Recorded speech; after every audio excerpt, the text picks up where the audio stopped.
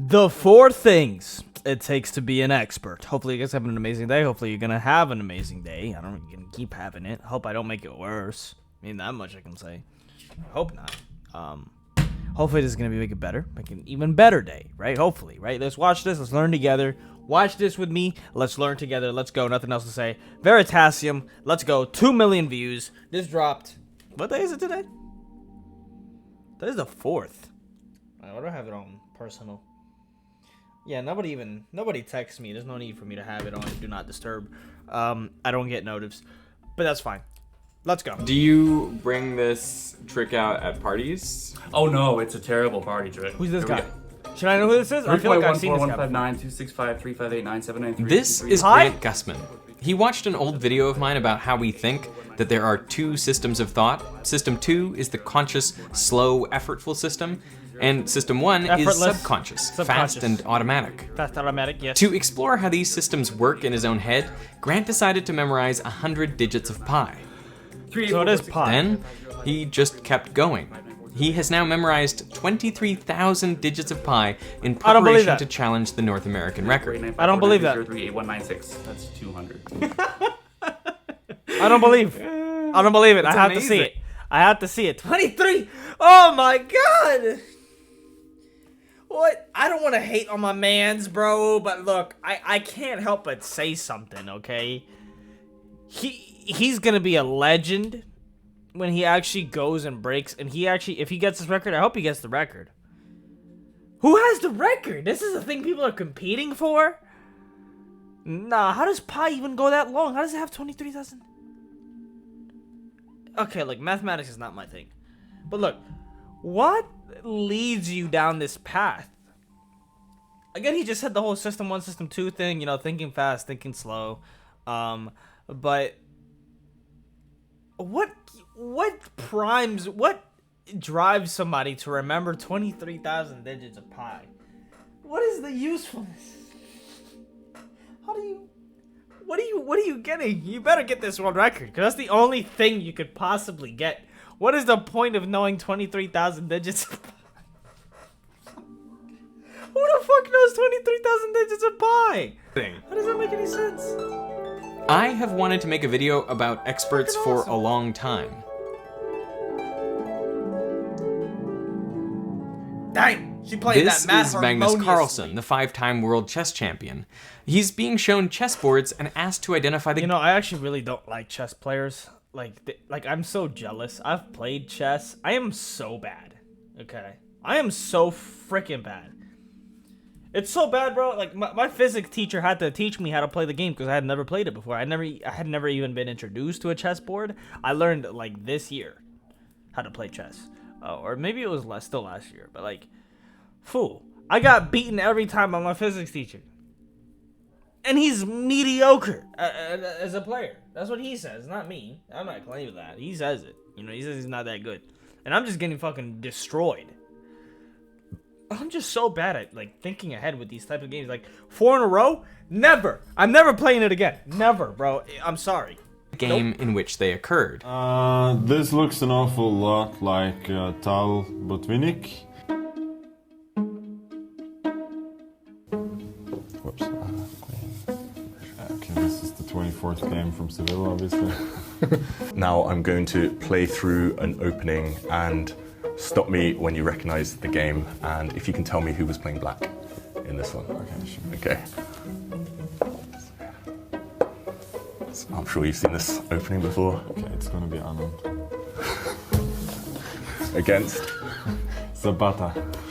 How can he do this? So I'm sure you've seen this opening before. Okay, it's gonna be Anand. What? Okay, he's a master. He's a master. Against?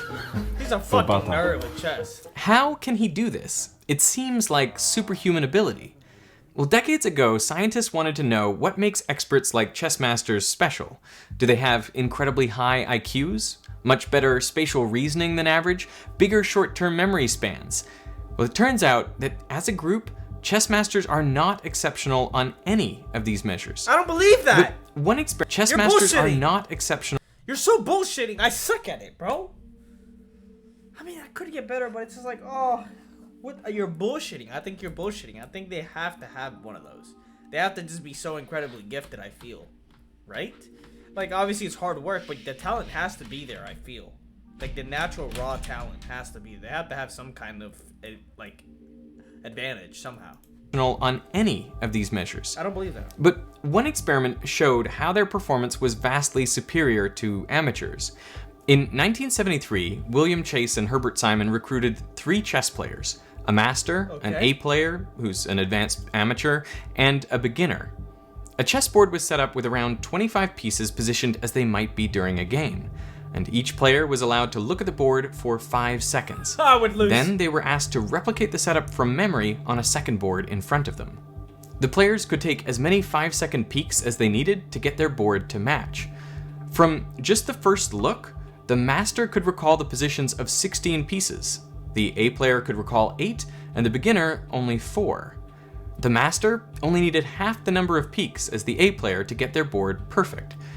But then the researchers arranged the board with pieces in random positions that would never arise in a real game. And now, the chess master performed no better than the beginner. After the first look, all players, regardless of rank, could remember the location of only 3 pieces. The data are clear. Chess experts don't have better memory in general, but they have better memory specifically for chess positions that could occur in a real game. The implication is what makes chess masters special is that they have seen lots and lots of chess games. Get the fuck outta here. And over that time, their brains have learned patterns. So rather than seeing individual pieces at individual positions, they see a smaller number of recognizable configurations.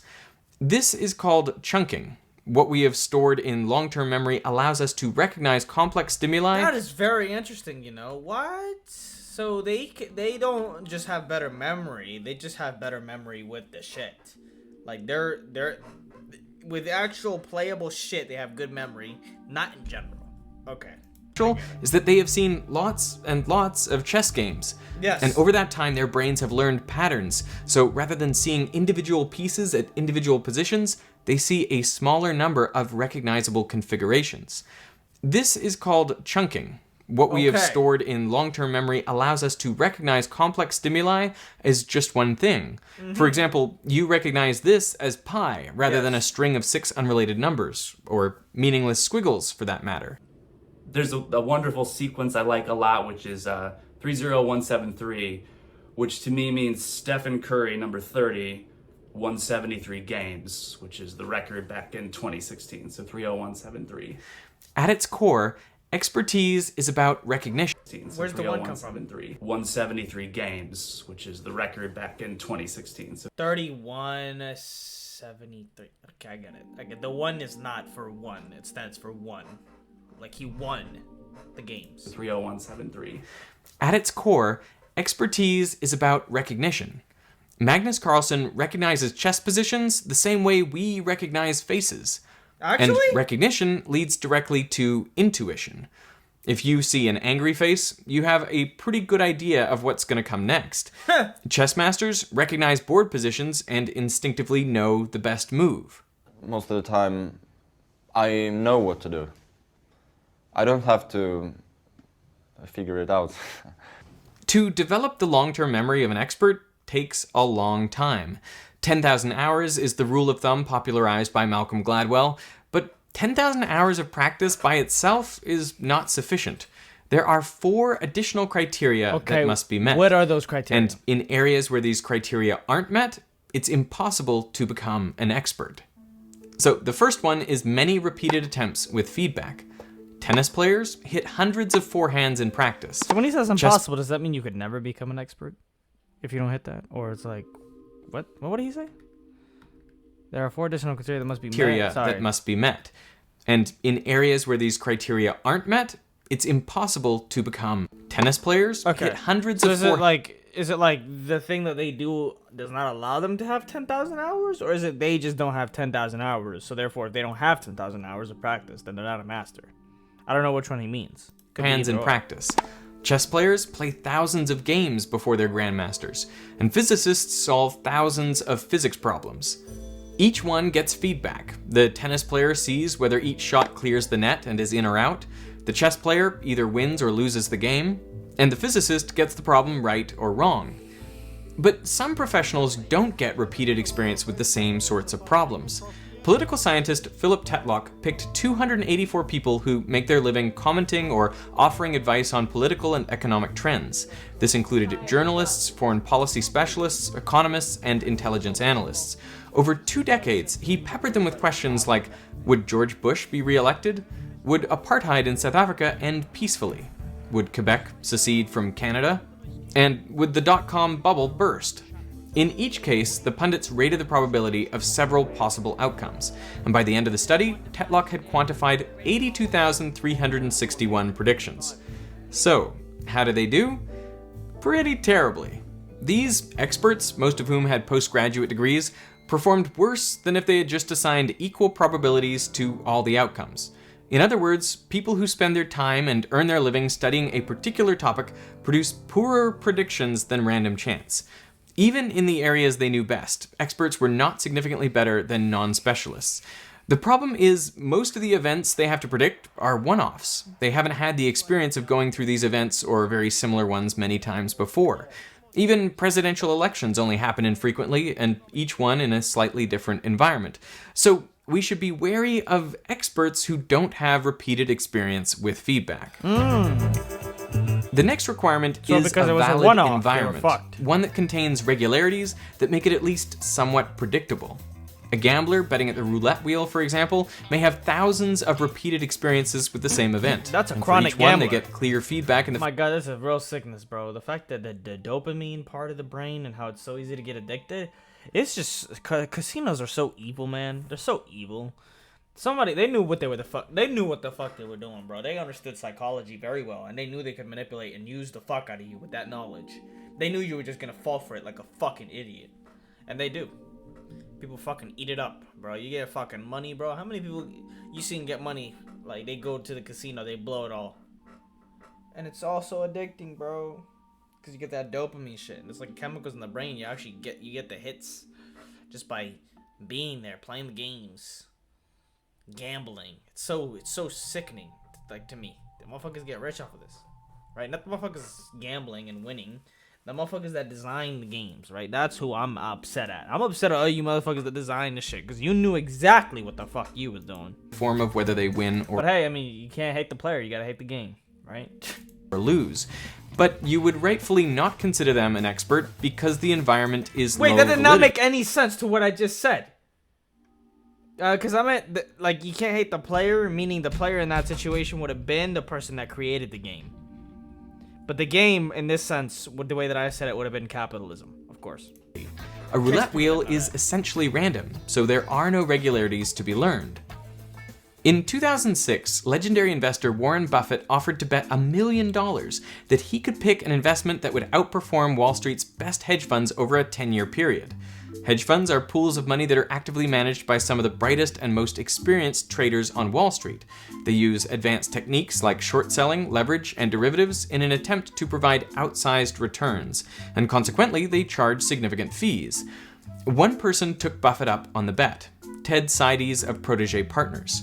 For his investment, he selected 5 hedge funds. Well, actually, 5 funds of hedge funds. So in total, a collection of over 200 these of Protégé Partners. For his investment, he selected 5 hedge funds. Well, actually, 5 funds of hedge funds. So in total, a collection of over 200 individual funds. Warren Buffett took a very different approach. Okay. He picked the most basic, boring investment imaginable, a passive index fund that just tracks the weighted value of the 500 biggest public companies in America, the S&P 500. Oh, no. They started the bet on January 1st, 2008. America, the Oh, S&P no. that just tracks The S&P 500 is like the first one that I see when I open up Yahoo Finance. It's like the top one. the weighted value of the 500 biggest public companies in America, the S&P 500. They started the bet on January 1st, 2008, and immediately things did not look good for Buffett. It was the start of the global financial crisis, and the market tanked. But the hedge funds could change their holdings and even profit from market falls, so they lost some value but not as much as the market average. The hedge funds stayed ahead for the next 3 years, but by 2011 the S&P 500 had pulled even. And from then on, it wasn't even close. The market average surged, leaving the hedge funds in the dust. After 10 years, Buffett's index fund gained 125.8% to the hedge fund's 36%. Now, the market performance was not unusual over this time. At 8.5% annual growth, it nearly matches the stock market's long-run average. So why did so many investment professionals with years of industry experience, research at their fingertips, and big financial incentives to perform fail to beat the market? Well, because stocks are a low validity environment. Over the short term, stock price movements are almost entirely random. So the feedback, although clear and immediate, doesn't actually reflect anything about the quality of the decision making. It's closer to a roulette wheel than to chess. Over a 10-year period, around 80% of all actively managed investment funds failed to beat the market average. And if you look at longer time periods, underperformance rises to 90%. And before you say, well, that means 10% of managers have actual skill, consider that just through random chance, some people would beat the market anyway. Portfolios picked by cats or at throwing darts have been shown to do just that. And in addition to luck, there are nefarious practices have been shown to do just that. Sorry. In addition to luck, I lost it, bro. Imagine getting beaten by a fucking cat in a stock market. Or somebody just randomly, drink after having a fucking beer with their friends, bro. They just end up playing like some fucking drunk ass fucking game, and then they end up throwing darts. They're like, yeah, man, let's get into investing, man. What are we gonna invest? Play darts. Fucking just throw it at a random fucking stock fund or whatever, right? Stock. I don't know shit about that stuff. Honest to God, I should, but I don't right now, as of yet. But bro, imagine getting beaten by a cat or a motherfucker playing darts. After being a professional, this is your field of profession, my guy. Yeah, like he said, you got years of research, homie. How you get beaten, bro? Explain yourself. luck, there are nefarious practices, from insider trading to pump and dump schemes. Now, I don't mean to say there are no expert investors. I mean, Warren Buffett himself is a clear example. But the vast majority of stock pickers and active investment managers do not demonstrate expert performance because of the low validity of their environment.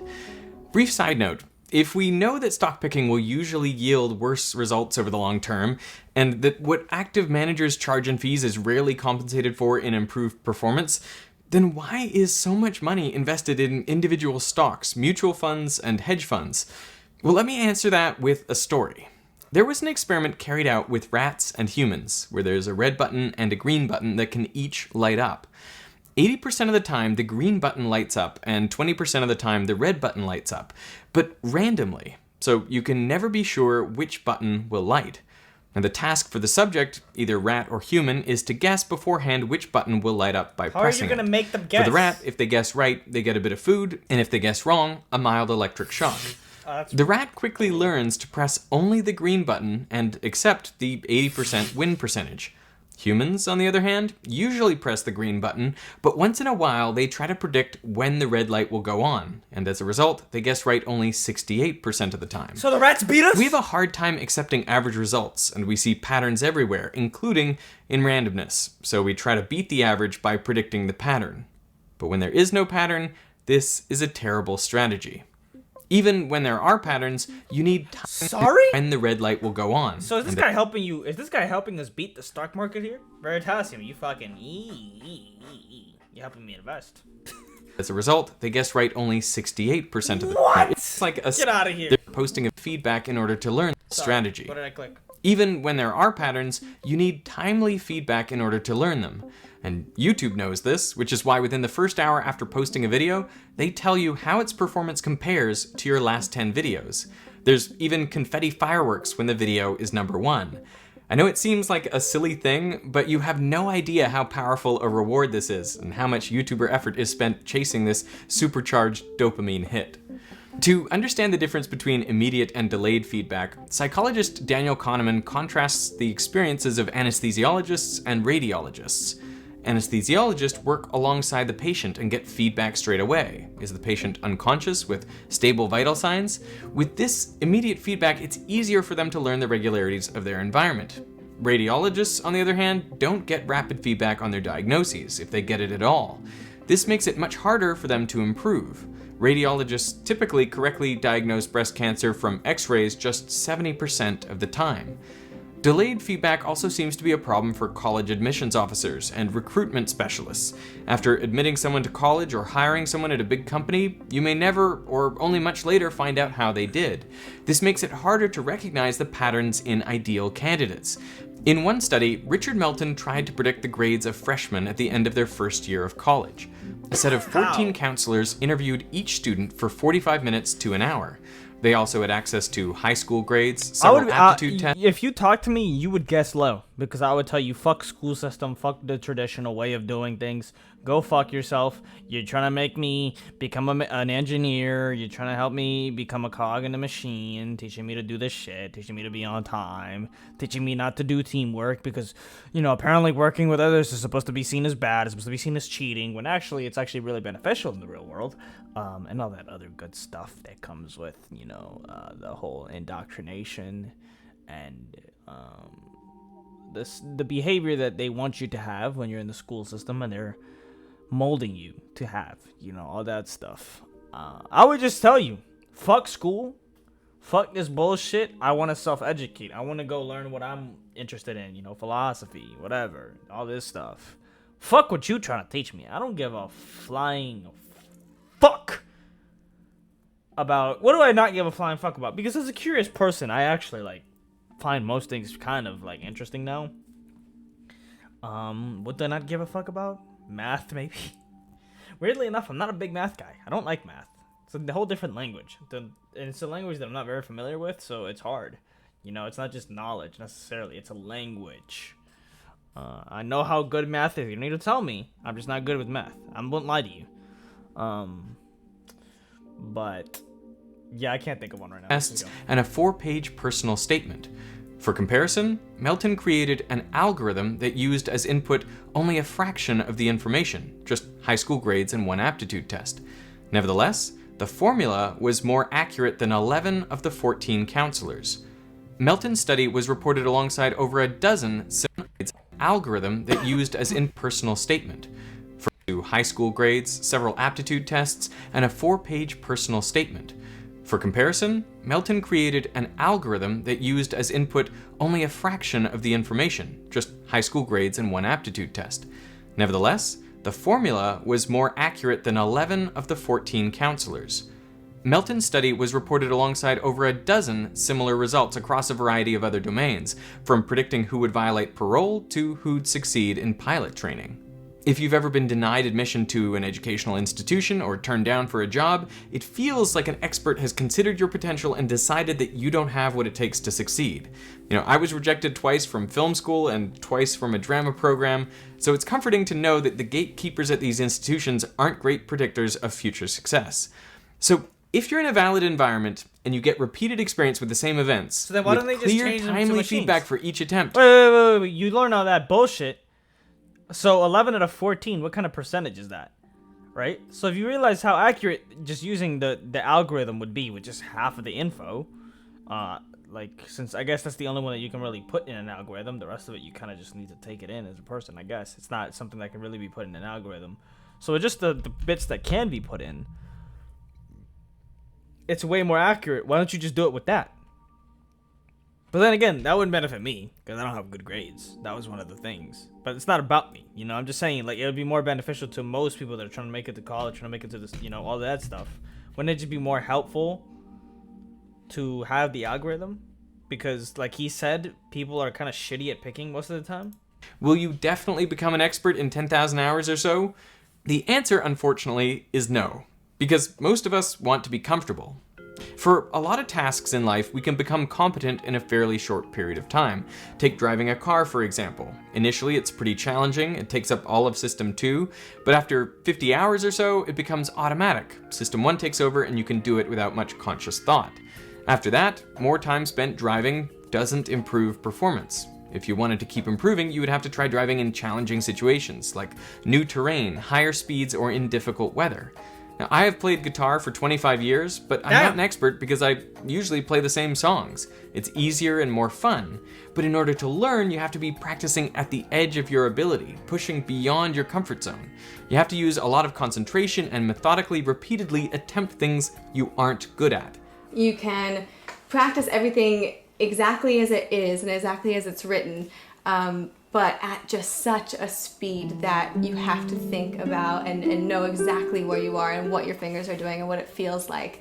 This is known as deliberate practice, and in many areas, professionals don't engage in deliberate practice so their performance doesn't improve. In fact, sometimes it declines. If you're experiencing chest pain and you walk into a hospital, would you rather the doctor is a recent graduate or someone with 20 years experience? Right, 20 Researchers years. have found that diagnostic skills of medical students increase with their time in medical school, which makes sense. The more cases you've seen with feedback, the better you are at spotting patterns. He's gonna say that that the student is better than the other guy, maybe because he hasn't been doing enough practicing, so his skills have gotten rusty. I'm calling it now. The more cases you've seen with feedback, the better you are at So spotting the younger patterns. guys, I picked the younger But this guys. only works up to a point. When it comes to rare diseases of the heart or lungs, doctors with 20 years experience were actually worse at diagnosing them than recent graduates. And that's because they haven't thought about those rare diseases in a long time, so they're less able to recognize the symptoms. Only after a refresher course could the doctors accurately diagnose these diseases. And you can see the same effect in chess. The best predictor of skill level is not the number of games or tournaments played, but the number of hours dedicated to serious solitary study. Players spend thousands of hours alone learning chess theory, studying their own games and those of others, and they play through compositions, which are puzzles designed to help you recognize tactical patterns. In chess, as in other areas, it can be challenging to force yourself to practice deliberately. And this is why coaches and teachers are so valuable. They can recognize your weaknesses and assign tasks to address them. To become an expert, you have to practice for thousands of hours in the uncomfortable zone, attempting the things you can't do quite yet. True expertise is amazing to watch. To me, it looks like magic, but it isn't. At its core, expertise is recognition, and recognition comes from the incredible amount of highly structured information stored in long-term memory.